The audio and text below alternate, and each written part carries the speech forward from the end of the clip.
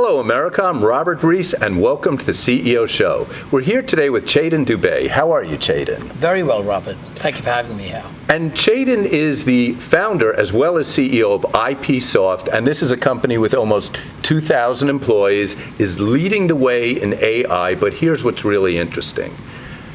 Last time when we interviewed, it was 2014, and you had not come out. You were a super fast-growing, successful company, but you had not come out with one of the most game-changing elements, who's right behind us, named Amelia. So first, let's talk about what IPsoft is, and then we'll start talking about Amelia. So IPsoft is an AI company that is providing digital solutions to one in every 5 Fortune 1000 companies. And that's what we do today. We are in 18 countries. And if you look at some of the largest in banking, finance, insurance, healthcare, retail, they're employing AI solutions, both on the cognitive and autonomic side built by us. And let's now talk about Amelia.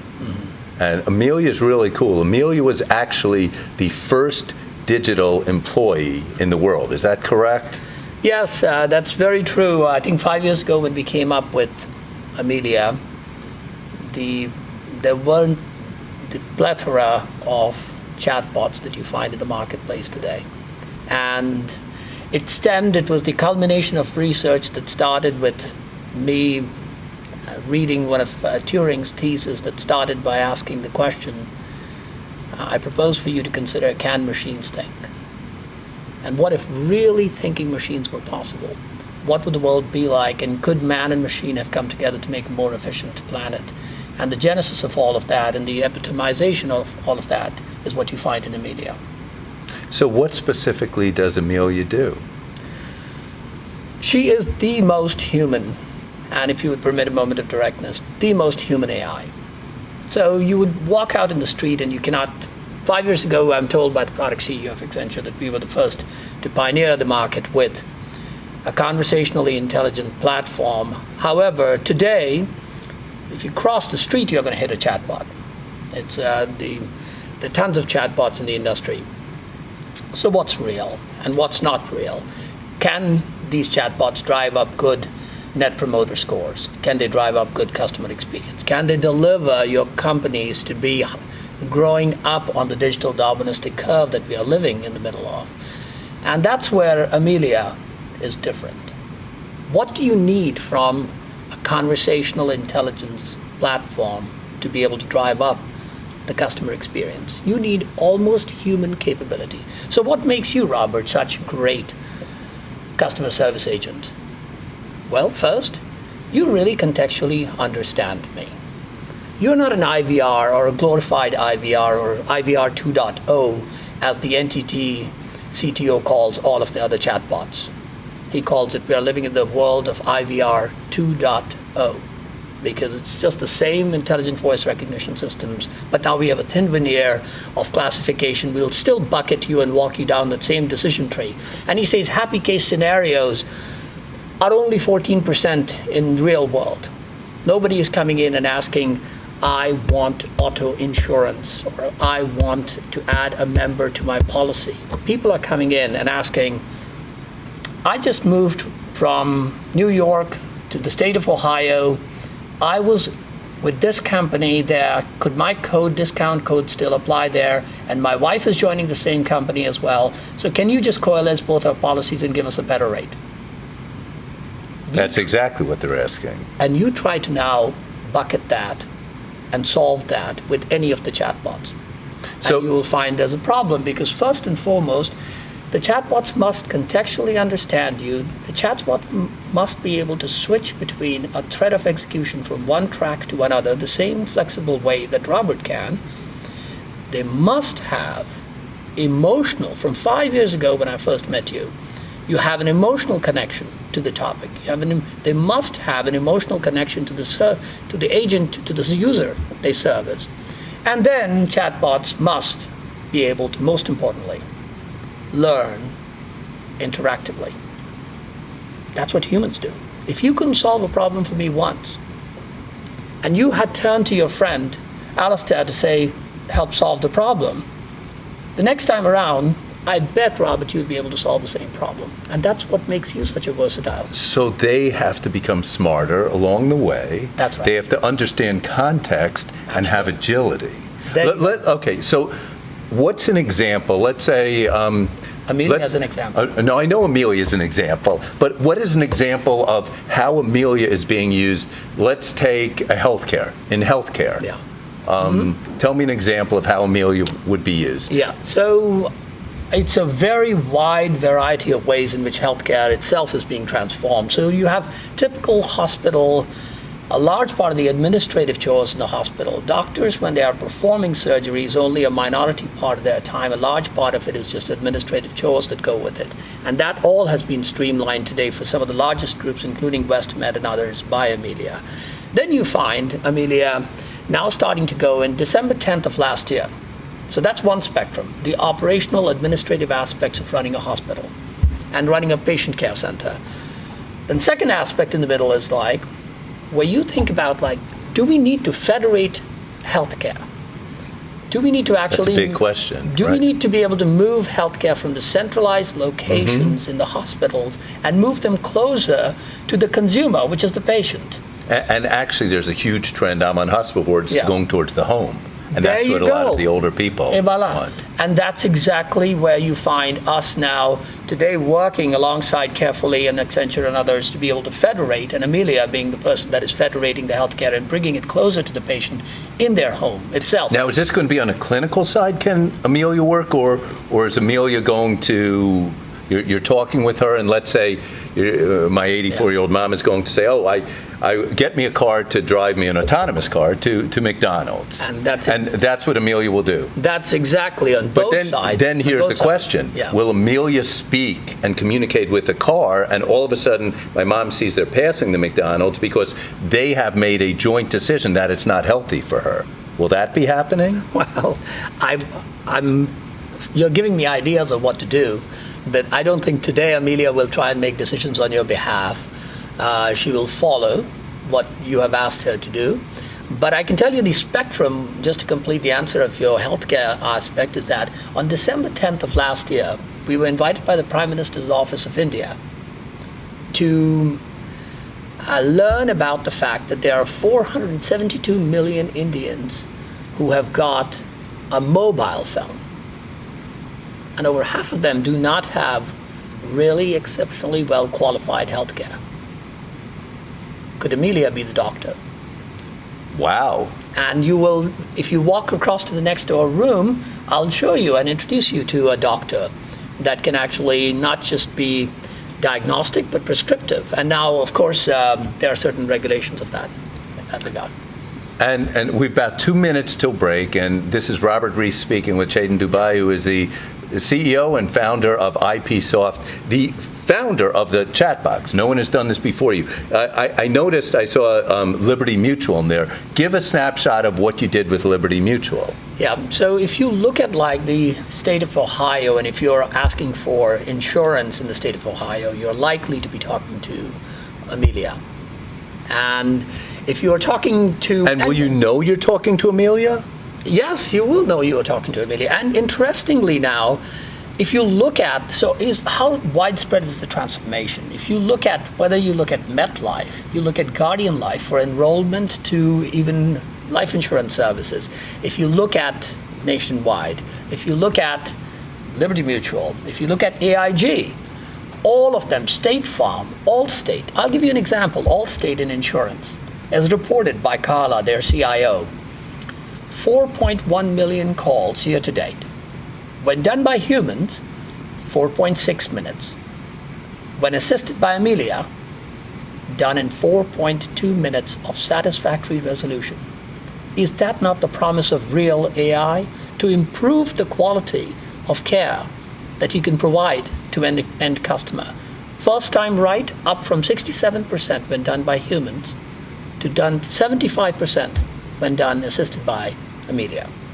That is really interesting news. We're about to take a break. When we come back, we're going to talk about the future of AI, the good, the bad, and the ugly. Very well. Back in a few. Hi, this is Robert Reiss on the CEO Show, and we're here today with CHETAN DUBE, who is the CHETAN DUBE. I'm Yes, sorry. forgive How me. did I get that wrong? No. And we've met. So let's just start that over. No. Hi, we're back on the CEO Show, and this is Robert Reiss with CHETAN DUBE. So, CHETAN, let's talk about AI. IPsoft, the company you founded, was actually the single first to have a chat box, and the first digital employee in the world, which is Amelia. Let's talk about the future. How will AI impact in a positive way? And then we're going to talk about what are the challenges that we could have. Will machines take over the world because now they'll have the capacity to understand 83 billion neurons? Yeah, well, from a corporate point of view, which is any CEO, and you have a very prestigious forum, one thing that I would tend to agree with Musk in this, where if your competition has AI and you don't, you're dead. So it's not a question of whether you have AI. If you're subscribing to this forum and this podcast, I mean, you obviously have AI. But it is the varying degrees of AI. What is the kind of customer experience? Are you just experimenting with AI? And I would tend to think that majority of the CEOs will say, yeah, we are experimenting. Have we become a fast follower, as McKinsey defines this curve to be? Fast follower means I've got a little pilot program. Then you can say I'll move forward and I'll be a catalyst where I've identified a line of business. And now I'm going to be providing services, Barclays mortgages. I'm going to be providing digital origination. Do you know 62% of the origination for Barclays for mortgages is done through AI agents? Really? Yeah. 62%? That's right, mobile. So here's the interesting, now you could be this, or you could decide that you want to be the leader. Are you a BBVA who targets 21 million subscribers in all of Mexico and says, I'm going to convert them to digital service? Are you a JP Morgan Chase who says elephants cannot dance? Are you going to target a 1.2 billion credit card related calls coming in a year and move them over to being serviced by digital, and while improving the kind of quality of customer care that you're going to provide? So Amelia is the greatest customer care, customer experience executive out anywhere in any organization, arguably. She should deliver better NPS scores, and that's what we pride ourselves in. If she does not deliver... Have you ever measured that? Have Yes. you ever taken without Amelia and with Amelia? And what's an example? Example would be the Allstate one, where you find first-time rights moved up from 67% when humans were doing it to 75% when assisted by Amelia. When the time to resolution, which is closely related to net promoter scores, dropped from 4.6 minutes to 4.2 when Amelia could handle it. And there are, so what impact you're going to have, companies are going to self-determine where they're going to be on this digital Darwinistic curve. And you are going to have the spread between the leaders and the followers. According to McKinsey, there is going to be a 45% margin enhancement if you're a leader on this digital Darwinistic curve versus a 35% margin compression if you happen to be a follower on this digital Darwinistic curve. Now you look at the spread of an 80% between a follower and a leader, and it doesn't take a wizard like you to figure out that you really are going to face existential threats if you fall behind in the race of AI. Some mid-sized companies, not the larger ones, might say we don't have the budget for AI. We need it, but how do we compete? How do they handle that? Are there subscription models or? There is a big effort to democratize AI, where AI platforms are becoming very rapidly accessible, and that's where some of the smaller companies actually have a leverage, because they often tend to be fast movers, that they can rapidly adopt these federated platforms that allow them to be able to build conversational intelligence on top of them. And this allows these companies to now start to say, can we leapfrog some of the other bigger giants? The question is, what will their staff do? How do the companies evolve and the impact they have? Well, we find that the companies will move more away from their core. A large part of their core, the chore part of their course, will be done by artificial intelligence. They will move into adjacencies that they otherwise did not have the option of moving into. Mm-hmm. And I'll give you examples where JPMC announcing that in collaboration with Amazon is going to be providing services, health insurance services to 1.1 million of their internal employees. With Warren Buffett. With Buffett's backing, there you go. Yep. And so you can start to see, and the global CIO there will tell you that as long as you have the digital under token, you can do embedded banking and you can provide services across all different verticals. Okay, so it's clear that competitively there's an 80 points swing. Two more big topics. One is, what are the challenges, the negative? Will machines potentially take over the world where we reach a precipice and there's no heading back? That's my first question. And then the future is the vision for society, how AI could change society. And you've got 4 minutes left. Yeah. So let's start off with the negative potential. You're right at the forefront for the past 20 years. I think you're like almost like one of the founders of AI. Well, I'm not McCarthy. McCarthy is the one that really was the founder. Minsky, McCarthy's are the guys that should get all the credit, who are the father of AI. But he had said in 1986 that, the problem turned out to be a lot harder than anticipated, cloning human intelligence. And I think I agree with McCarthy on that. That's why it has haunted my research for over 2 decades, since Turing had asked. And you only have 2 minutes left. Yeah. So 1 minute on the challenges and then 1 minute on the future impact in society. Yeah. I think the challenges to adoption are... No, the challenges of AI. Can automated, if it's automated, augmented intelligence, artificial intelligence, can that take over the world where we can't turn back? So singularity is a horizon that is hard to predict where we are headed. One thing is sure. As long as man is controlling and man is in the driver's seat, we can control the machines to be able to be subservient and become the most faithful friends known to mankind. That's the promise of AI, is to be able to absolve us from the shackles of ordinary. Now, can machines creatively think? That by exploding the space, machines can, you can say, creatively think, but humans reign supreme in the domain of creative thinking. Now you've 1 minute left. Paint the picture of the utopia for society, what AI can create. Well, a French scholar said the whole purpose of AI is that man may spend more time à la plage, at the beach. And so I think you would say that AI is going to be the biggest friend that man would have known, that would absolve man from all the shackles of ordinary. Are you not imprisoned today? Are you not confined to the ordinary? 80% of your time, creative brain, I would submit, even you at your level are spending doing ordinary things like driving a car or vacuuming the floors.